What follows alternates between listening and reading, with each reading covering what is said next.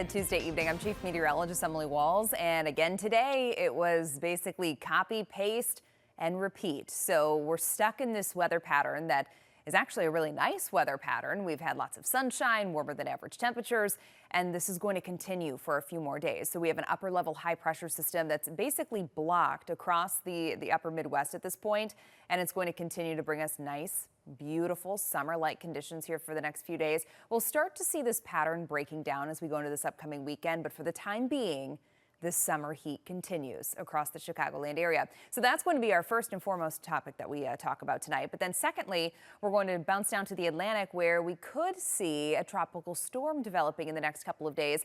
And this is going to be the first one in a while. It's been a rather quiet season so far in the Atlantic, but signs are pointing toward that changing here, not just later this week, but possibly even continuing. And I'll describe why. And then finally, we're going to bring you back locally here. We're going to talk about our weekend rain chances, because at this point, it's looking like Sunday could be the wetter day of the two. All right, let's talk about today. We topped out at 83 degrees at O'Hare. Average for this time of the year is 76. The record high, 92, didn't come close to that, but still above average. We were about 7 degrees above average today as far as our high temperatures go. Low temperatures were also about 6 to 7 degrees above average.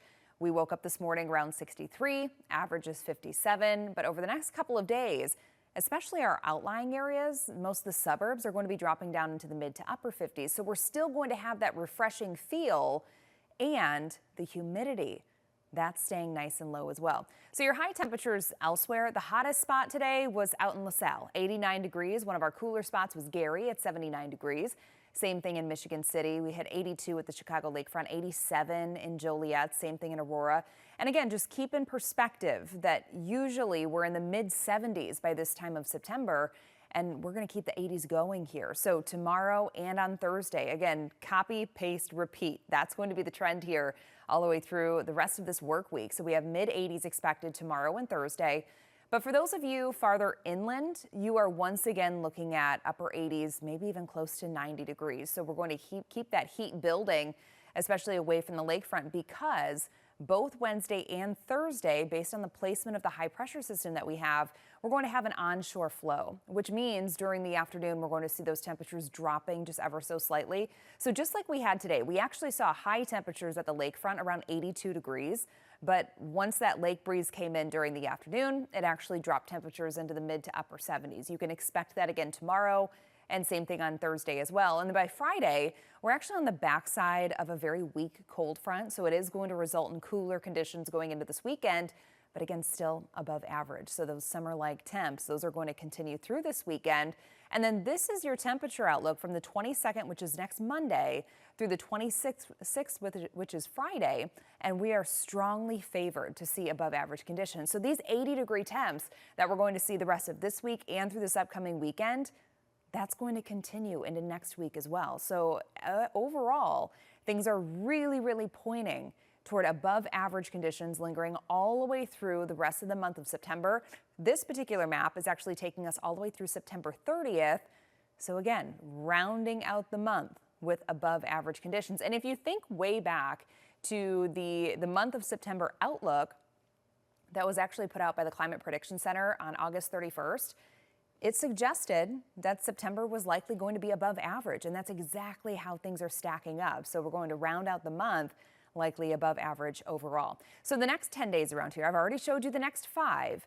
We're going to be in the mid 80s, dropping to the low 80s this weekend. But notice how next week we start to see another warming trend. So we're going to see temperatures by Monday, Tuesday, Wednesday of next week warming into the low to mid 80s, and then they basically stay there going into the following weekend. So again, the last few days, last few weeks of September are really going to be trending warmer than average. All right, let's talk about the tropics now, because things have been not so active in the Atlantic. They've been very active in the Eastern Pacific and basically right on par with NOAA's forecasts. But in the Atlantic, things have been rather quiet. Let's see how things are stacking up so far in comparison to NOAA's official forecast that came out in the spring. So the forecast was for 13 to 18 named storms in the Atlantic, 5 to 9 of which actually strengthen into hurricanes. Well, so far in 2025, We've had 6 named storms, which of course is a far cry from the 13 to 18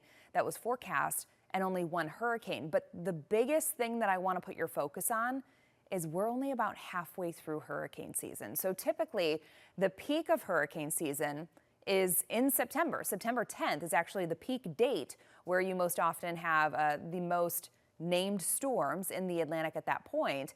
Of course, that date has come and gone, and we're still coming in a little shy here, but all signs are really pointing toward things becoming a little more active in the Atlantic. And that's going to include the storm that's likely going to develop into Tropical Storm Gabrielle here in the next couple of days. Now, the strongest storm that we've seen in the Atlantic so far was, of course, Hurricane Erin. It was the only hurricane that we've seen so far. It did strengthen into a Cat 5, and that's the storm that actually skirted right along the eastern seaboard, bringing all of the impacts to places like North Carolina. Remember, the Outer Banks about a month and a half ago were dealing with the effects of that hurricane, but it never actually moved onshore in the U.S. So fortunately, that one stayed out to sea. But again, we're really going to have to watch how things stack up here over the next couple of weeks as more and more storms begin to develop. Now, bouncing over to the Pacific, because I want to show you how these numbers are stacking up as well.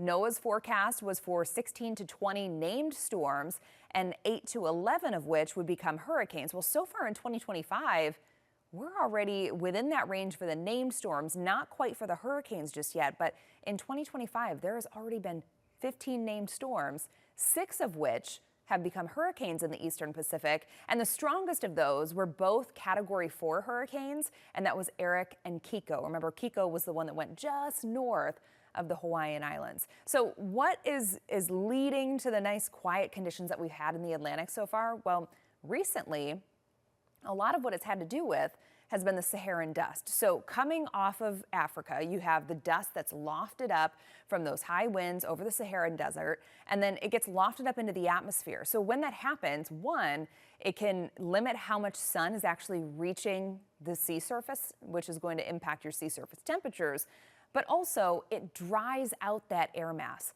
And what do you need for a tropical storm or a hurricane to develop? You need moisture. And when you're dealing with Saharan dust in the atmosphere, you just don't have a lot of it. So a lot of these waves that have been coming off of the coast of Africa, they haven't been able to develop into anything because there's been a lack of moisture.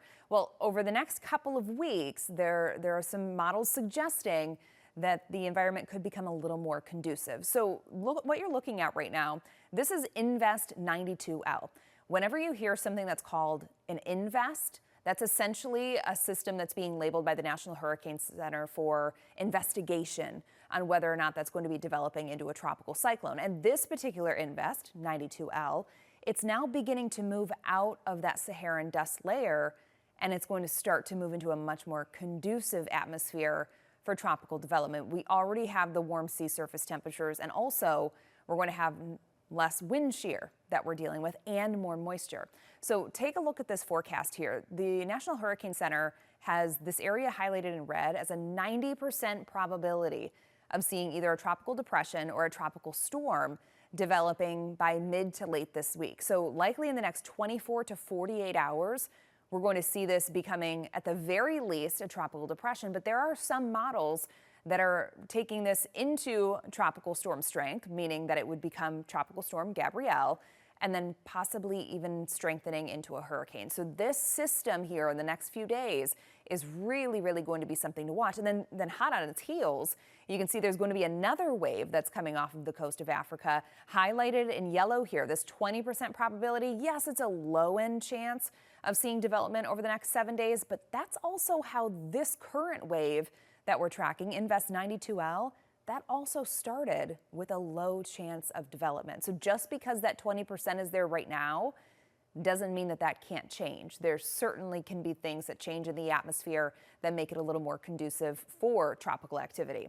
Now, over in the eastern Pacific, right off the southern coast of Mexico, there's another area of unorganized thunderstorms that have developed, and they're going to start to get their act together soon. So the National Hurricane Center also posting a 90% probability that we could be seeing a tropical depression or storm developing mid to late this week. And this area is following in the same exact footprint of what we previously had as Tropical Storm and Hurricane Mario. So that's going to be something to watch for Baja California. As of right now, it appears like it's going to be staying just off the coast of Mexico. All right, coming up right after this short break, we are going to take you back locally where we are talking about rain chances and how it could be impacting your weekend. We'll see you in 2 minutes. Welcome back. So the next couple of days around here, things are going to stay very calm and quiet. We're going to have the same exact weather pattern that we've seen so far this work week, lasting through at least Thursday. But then on Friday into Saturday, possibly even into Sunday, we're going to start to see our rain chances ticking back upward again. And it's not going to be a soaker. Not everybody's going to see the showers and thunderstorms this weekend, but we are going to have at least a few around. So isolated showers are possible on Friday, same thing on Saturday. And then I think it's going to become a little more scattered in nature, meaning more numerous going into your Sunday and especially Sunday afternoon into the evening. And this isn't a bad thing because take a look at the drought monitor. Most of the area still doing okay, not considered to be seeing any sort of drought conditions, but with the lack of rainfall that we've seen over the last week and a half, with the exception, of course, being all of the rain that we picked up Saturday morning, I think we're going to start to see this abnormally dry area expanding that you see highlighted in yellow across the northwest suburbs. Also, there's a small little area in LaSalle County, Newton and Jasper counties also now starting to see abnormally dry conditions creeping in from the south. So the satellite and radar, we do have some activity farther off to our west. Not going to be an issue for us, though. So for us, we have clear skies overhead. That's going to be the story through the night. No rainfall expected. However, we could be dealing with some fog developing late tonight into early morning tomorrow. So kind of build that into your morning commute, that it may be a touch slower than normal, especially if you're coming in from the suburbs where you have more fields to work around. Typically in those environments, you're going to see a little bit more in the way of fog developing. And then looking forward to Thursday, here comes a frontal boundary that's going to sink southward through the area. But we're not really going to feel the effects of it on Thursday so much as we do on Friday, Saturday, and Sunday. Remember, slightly cooler conditions are going to build in just in time for the weekend. For tonight, 61 degrees in the city. Most suburbs are dropping down to the mid to upper 50s. And your 3-day forecast, sunny skies expected on Wednesday. Same thing on Thursday. Few more clouds beginning to build in during the afternoon. But then on Friday, we see those isolated rain chances. So if you have Friday afternoon or evening plans, you're going to want to keep a close eye on the radar. And then also kind of the same deal for Saturday. But if I had to choose the day this weekend that's going to have the best chance of rain, that's going to be Sunday and likely during the afternoon and evening. All right, coming up in the news at 9 p.m., I, of course, will have your 7-day forecast and a detailed look at just how long this heat is going to stick around. We'll see you then.